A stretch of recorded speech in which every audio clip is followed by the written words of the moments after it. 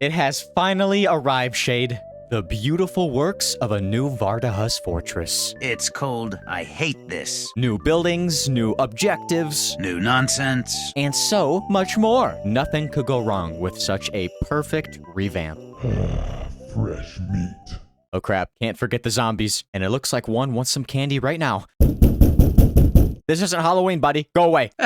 Stupid zombies. Don't even know how to open the door. I never locked it. I mean, I never unlocked it. Hey, try not to put any dents. This place just got remade. Right? I like the choice of color. It really brings out the depressing abandonment of it all.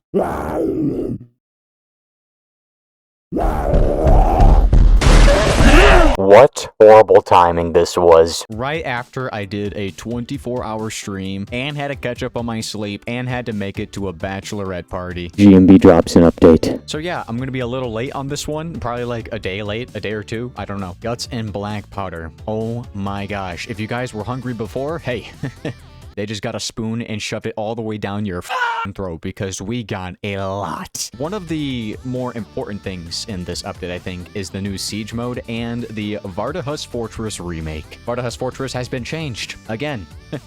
the third time, by the way. They have added new sections to the map, and you can actually play the old VARDO map as well if you do /force map classic Vard. But we have a new VARDO Fortress, and this one is way better, in my opinion. It opens the map up a lot. It's not such... I think it still is the smallest campaign map. In the new VARDO Fortress remake, you do spawn downstairs now, so new players know where the f to go. That was probably the one thing people didn't know what to do on VARDO Fortress if you were new to playing the game, was where the hell are you supposed to go? Nothing really tunneled your vision to, hey, I need to go downstairs in this building and shoot the cannon to blow up the gate. Like, it was a little difficult, I could understand, but now you spawned on there, so it directly shows you, dumbass, fire the cannon. And it's pretty much the same objective as before. You fire the cannon. There's a zombie back there now. I don't know why he's jailed. I don't know how bro got in there, to be honest with you, but he's in there now. You could kill him, even though he did nothing to you. It's probably my most favorite part of this map, is killing the innocent. Load the cannon to blow up the gate to acquire the shovels, and you do need the shovels to progress in the map. You need it 3 times, I think. Instead of going through a tunnel and digging the huge snowdrifts outside, you now just have to clear the snowdrift in front of the door. You open the door, and you actually go through this little house now, instead of, you know, continuing to dig. And to exit the house, there'll be a little snowdrift there as well for you to dig your way through. And then you'll be introduced to a new section of the map, this, like, little town place.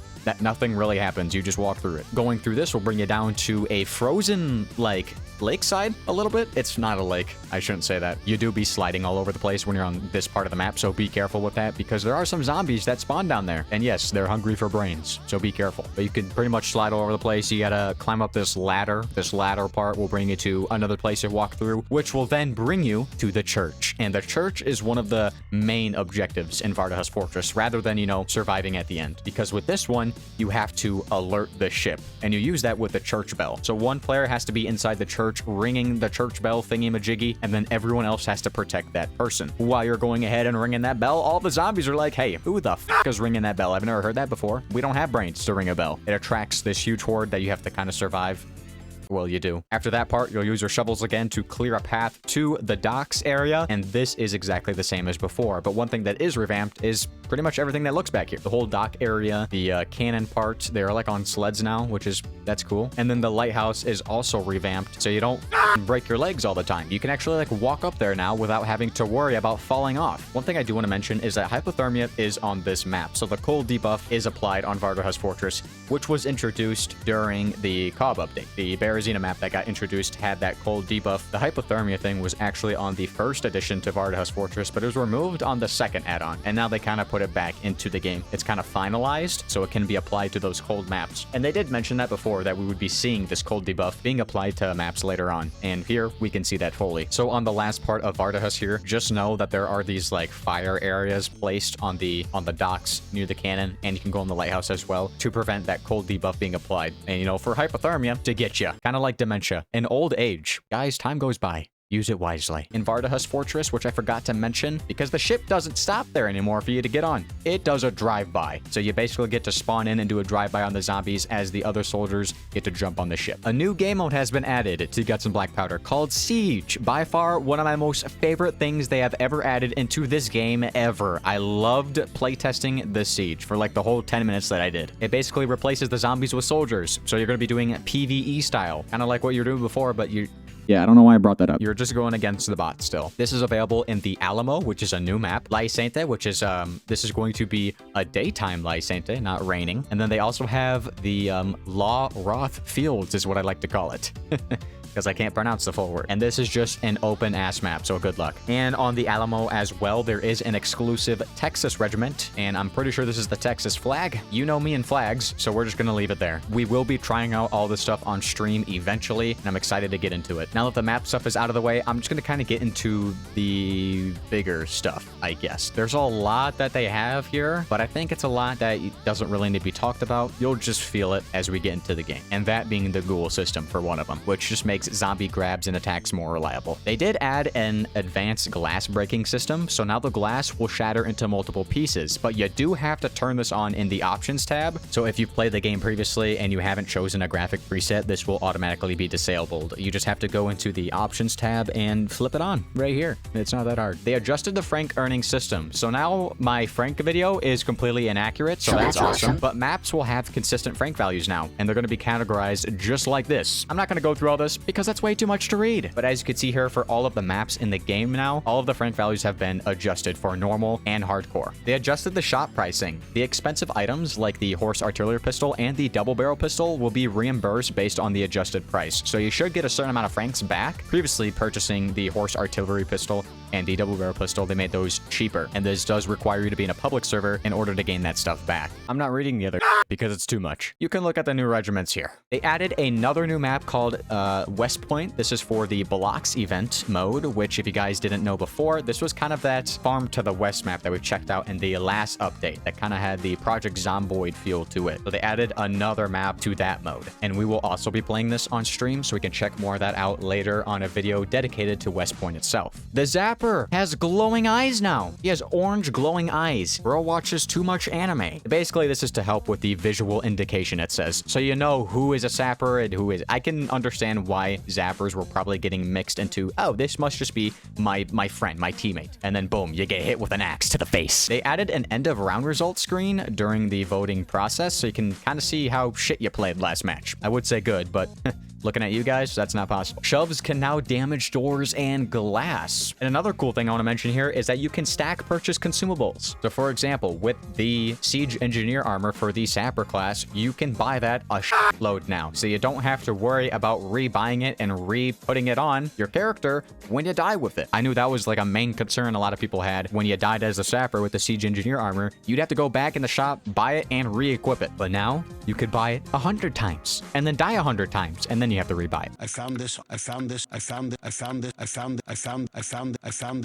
And one change, which I don't understand why they did this, British faces were changed. Rip the yellow teeth. Why would you change this? There's no reason for you to change this, unless there was like some sort of copyright issue or something, which I highly doubt that was the case at all. But now British faces don't have the yellow teeth. You know what I bet it was? I bet it was the British people getting offended about the whole yellow teeth thing. Now Shade can't have his yellow teeth anymore. Moving on. The weapons. Oh my god, everyone ate good here, bro. The Navy men, the Sapper, the Officer, and the Surgeon all had weapons added. added and stuff added to their class. There's a new seaman firearm called the Navy Pistol. This trades penetration, distance, and a tighter spread for more mobility and more pellets. On fire, this thing does kick the player back by a tiny margin, so we can kind of get that not gun feel. And then on reload, your walk speed is slower. Oh, they have an explanation here as well. Your wrist becomes screwed up from how much power the gun fires. They're adding to the atmosphere of what the Navy Pistol does to your character. This thing kicks so hard that your hand breaks. You can also pistol whip with this thing. It does single target hit that knocks the zombie back, and the price for this is 600. Another Navy men weapon is a melee weapon called the boarding axe, and this is an alternative to the hand axe. This does have a feature where you can flip it between the sides of the axe, and side A will do wider sweeps, a larger hit count, and less damage. This will be the wider side of the boarding axe, of course. And then when you flip it over to side B, this does a more concentrated attack. It only hits one zombie though, and does higher damage. So you can kind of flip from having that concentrated attack to more of a proximity attack. And the price for this is 750. The Sapper got a new melee weapon called the Spade. This will trade damage output and shove for a more defensive capability. Basically, you get entrenchment. That is the ability here. While you're using the dig ability with the Spade, it allows you to reinforce your barricades. And when you reinforce these, it increases the base health of the barricade by 35 points. And barricades, of course, they require to be fully built in order to use the entrenchment ability, in order for it to be reinforced. And if you do entrench a barricade, this can also become immune to bomber explosions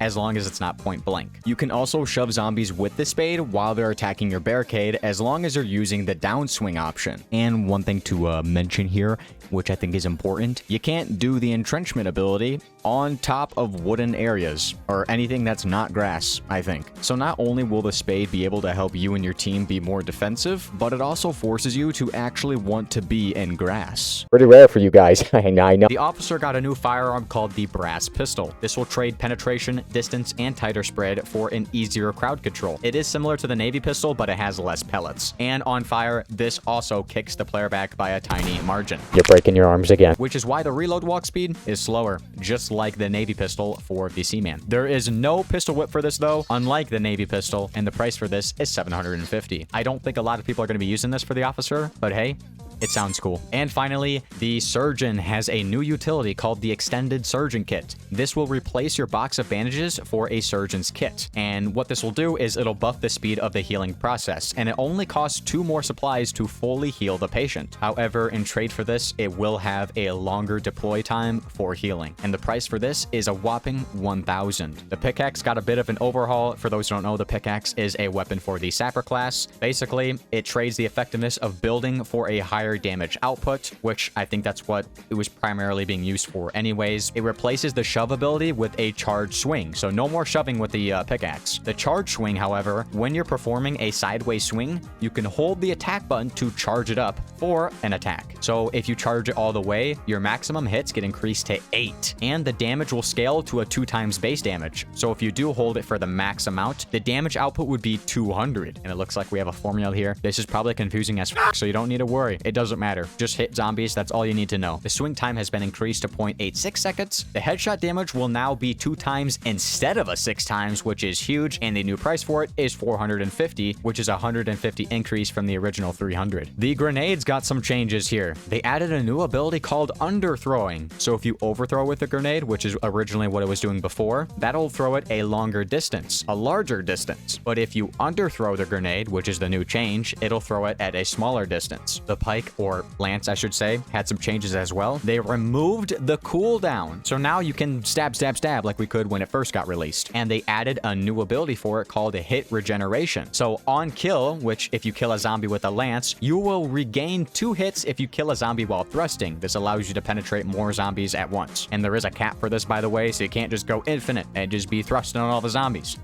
Pause. The axe had some changes. They replaced the model with a newer one, so this got dressed up. It's ready to go out for a date. And they added a right-hand direction attack, because before it was just up and left. The bagpipe has some changes. They replaced the model for that as well. And the crucifix got some changes. They lowered the recharge time from 60 to 50 seconds, and the crucifix ability is going to last 2 seconds longer. It used to be 10, and now it's 12. And the last thing here for the crucifix is that performing blessings will regain plus 35 on the crucifix meter. So when you do apply those blessings onto people, that actually builds up to the crucifix recharging. And the last thing here is the blessing had some changes. It now only takes 40 seconds instead of the 45 seconds to fully recharge. So the Priest should be able to do quite a bit at a faster pace now. There is a lot of bug improvements and some known issues yet, and this was actually on update day. I don't think these known issues are in the game anymore, but go ahead and take a look at all of these bug improvements. I'm not going to go over all of them. They're just to help make the game play better, look better, and feel better. And that's pretty much everything that I have to offer to you guys for this video. But tomorrow, I do want to stream this with you guys. It's going to be fun. We're going to be playing on the Siege maps. We're going to be playing the new VARDO, and we're going to be checking out all of the other stuff that GMB had to offer for us. Very, very dope. Very, very awesome. Anyways, guys, that's going to be it for me. My name's JMT, and I will see you in the next one.